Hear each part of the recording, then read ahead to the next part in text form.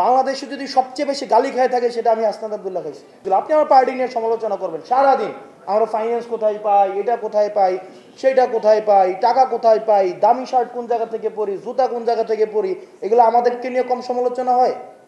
জুতা কোন জায়গায় পরি এটার আমাদের অ্যাকাউন্টেবিলিটি দিতে দিতে আমাদের বলেন, বাংলাদেশে যদি সবচেয়ে বেশি গালি খায় থাকে সেটা আমি হাসনাত আব্দুল্লাহ খাইছি।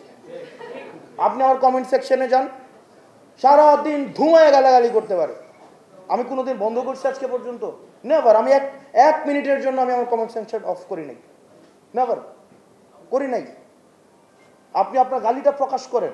এই সহনশীলতা যদি আমাদের মধ্যে না থাকে, তাহলে আমরা যখন বলবো আমরা মত প্রকাশের স্বাধীনতা দিব, আমরা ক্ষমতায় আসলে আমরা এটা দিব, আমরা বুঝে যাই যে আপনারা কোন মত প্রকাশের স্বাধীনতা দিবেন, এটা কিন্তু আমার বোঝা হয়ে যায়। তো টলারেন্সটা আমরা এখন দেখাইতেছি যে আসলে আমাদের সময় আমরা বলতে পারবো কারো বিরুদ্ধে একটা মামলা দিছি, যে আমাকে গালাগালি করছে গিয়ে একটা মামলা দিছে, কারো বাড়ি গিয়ে ইয়ে হয়েছে, হয় নাই। কিন্তু আমার সহকর্মী সাজ্জিদ সালাম হচ্ছে মানহানির মামলা খাইছে, নাসিরউদ্দিন পাটোয়ারি মানহানির মামলা খাইছে। আপনি যতক্ষণ পর্যন্ত আমি মুখ দিয়ে কথা বলবো আপনার কোনো রাইট নেই আপনি আমাকে আইসা হচ্ছে বাধা দিবেন। আপনিও মুখ দিয়ে আমাকে বলবেন, আমিও মুখ দিয়ে আপনার সাথে কথা বলবো। ইংল্যান্ডে কি হয়েছে?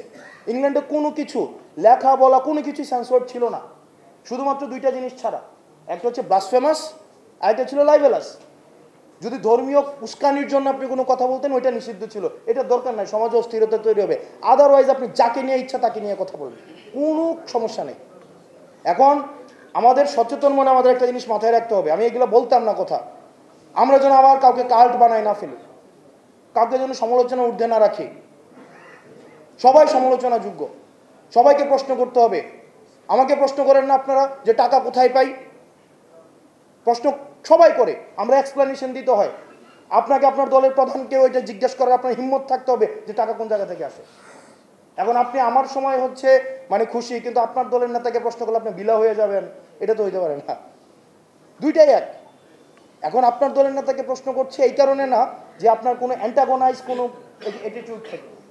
তো যাই হোক, অনেক কথা বলে ফেললাম। আমরা চাই না আমাদের মধ্যে হৃদ্যতা থাকবে, আমাদের মধ্যে সম্প্রীতি থাকবে। আমরা ঝগড়া করব, আবার পরামর্শের জন্য আপনাদের কাছে যাব। আপনারা অনেক বর্ণাঢ্য ক্যারিয়ার, আপনারা হাসিনার বিরুদ্ধে ফাইট করছেন অনেক দিন, আপনাদের পোস্টিং প্রমোশন আমরা পরবর্তীতে শুনেছি ঢাকার বাইরে দিয়েছে, প্রচুর পরিমাণ নির্যাতন নিপীড়ন করেছে, রুগী দেখতে দেয় নাই, আপনাদেরকে সবসময় যে ঢাকার বাইরে সব জায়গায় রাখছে, সব কিছুতে সাচিব নামে তখন একটা দালাল সংগঠন ছিল, স্বাধীনতা চিকিৎসা পরিষদ ছিল না, ছিল তো নাকি সাচিবই তো মনে হয় না ছিল। তো এখন আবার আমরা চাই না আবার কেউ নতুন করে সাচিব হোক। তো আপনারা ভালো থাকবেন, সুস্থ থাকবেন। ন্যাশনাল হেলথ অ্যালায়েন্সের আমরা সর্বাঙ্গীন কল্যাণ কামনা করি।